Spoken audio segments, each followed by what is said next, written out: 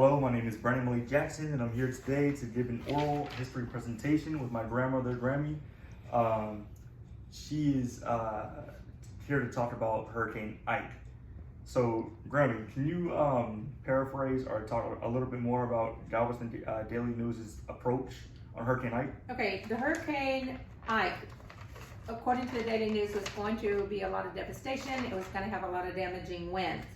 And it would probably, they predicted it to be one of the 3 top hurricanes that had ever hit Galveston Island.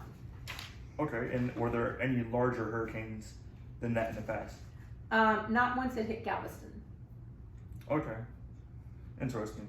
What about Hurricane Ike's involvement?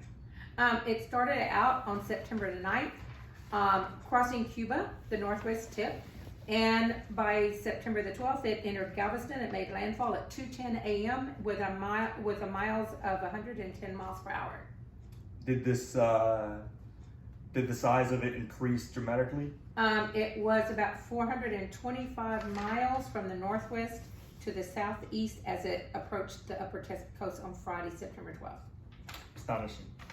Now, when you heard this news of a large hurricane approaching you, where did y'all go, or did you stay on the island, board up?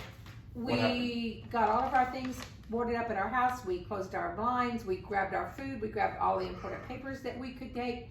We loaded up a trailer with all the food in our refrigerators and took off to our farm at Iola, Texas, by College of A&M. Incredible.